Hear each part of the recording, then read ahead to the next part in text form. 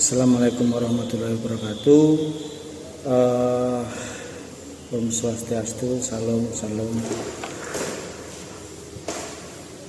Sampai jumpa lagi teman-teman. Bahwa kita di sini akan membahas tentang analisa. Dalam teorinya Sigmund Freud bahwa kepribadian itu terstruktur yang terdiri dari ego dan superego.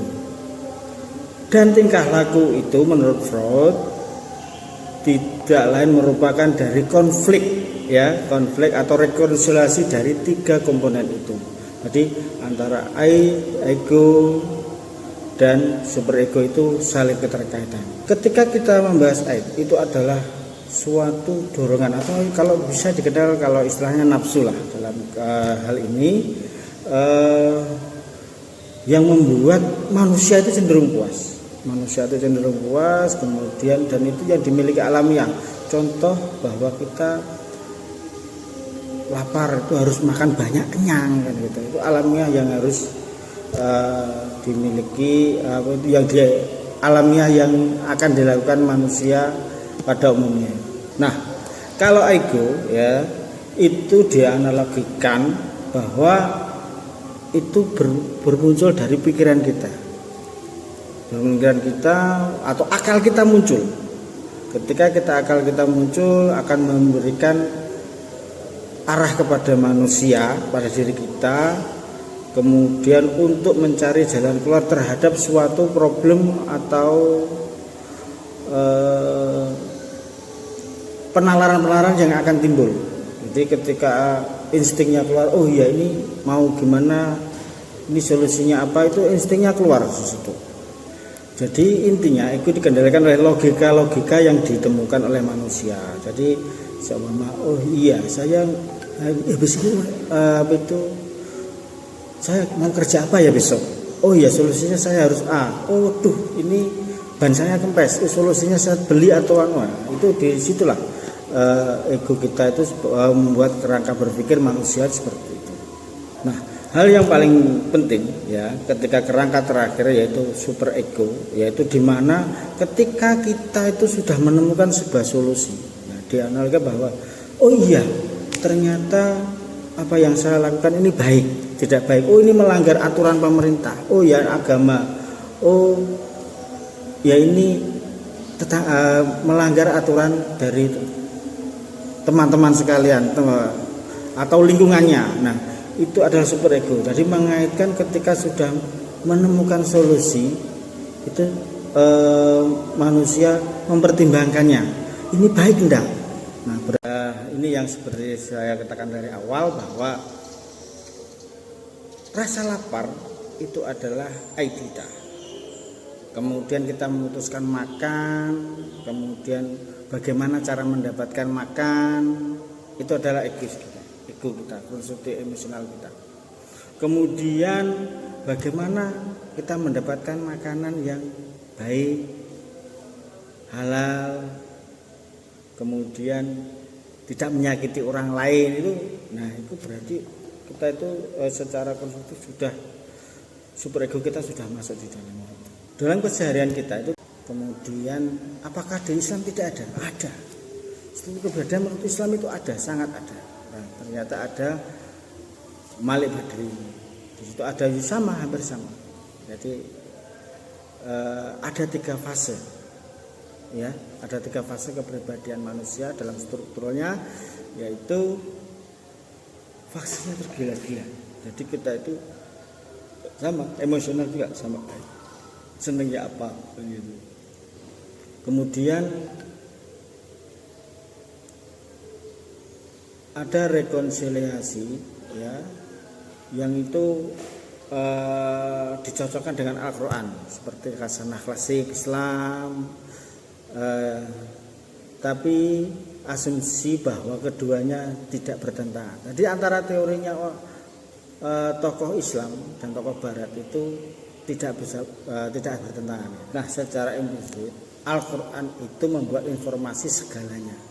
Maka tokoh Islam dan tokoh Barat itu tidak bertentangan. Nah, secara implisit Al-Quran itu membuat informasi segalanya. Makanya dalam 3 aspek bentuk teori struktural psikodinamika itu secara tegas dapat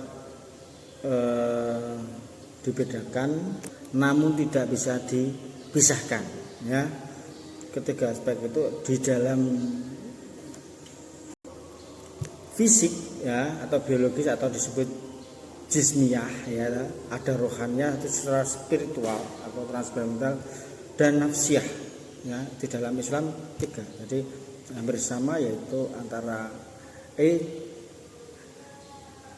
ego dan superego. Jasad itu memiliki apa? Aspek itu memiliki bentuk rupa oleh bentuk gerak tubuh ya, tadi organ, jadi dikendalikan.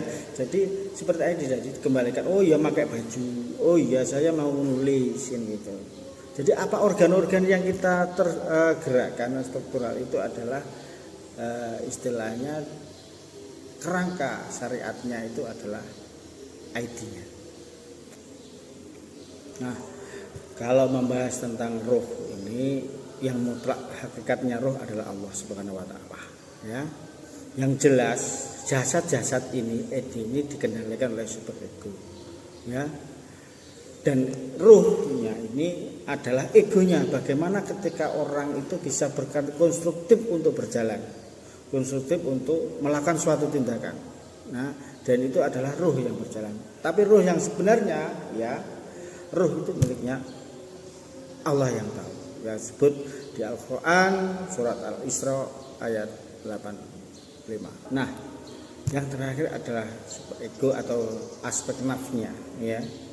Ini adalah sinergi antara jasad, roh ya, atau disebut psikofisik ya. Kemudian masing-masing itu keinginan jasad dan roh dalam diri manusia itu bisa terpenuhi ya. Bagaimana bisa dikendalikan dengan kalbunya. Jadi antara kalbu, akal dan nafsu. Ketika semua berintegrasi akan melahirkan perilaku yang baik. Ajaran dalam kepribadian di dalam Islam itu didorong ada 3 hal ya. Nafs, amarah, bisu. Nah, itu mendorong perbuatan yang buruk atau baik. Amarah dikendalikan oleh amarah-amarah kita. Semua didominasi dengan bagaimana perilaku kita itu cenderung berbuat sesuatu hal yang tidak baik. Nah, kemudian nafs al-lawwamah adalah sifat-sifat tercela. Jadi bagaimana akal itu mendominasi kita. Jadi ketika kita itu kerangka berpikir mendominasi kita itu bagaimana orang terkendalikan pikiran. Jadi cenderung hanya mendapatkan saja. Mendapatkan saja, contoh kecil, saya mau haus, ini mau minum kan itu, tak ambil sendiri. Oke. Nah, terserah itu miliknya siapa dan siapa, tak ambil, yang penting ada air tak minum. Nah, sedangkan nafsu al-mutamina adalah bagaimana bisa makan tetapi bisa minum dengan segar, enak kan gitu, tidak menyakiti orang lain. Ternyata itu miliknya orang. Oh, yang kita minum gitu. Jadi kita ada pengendalian dirinya dalam. Ketika orang itu bisa mengendalikan diri dengan baik, berarti kepribadiannya dalam dirinya lengkap atau sempurna. Oke, terima kasih, itu yang bisa saya sampaikan kali ini. Jumpa lain di lain waktu.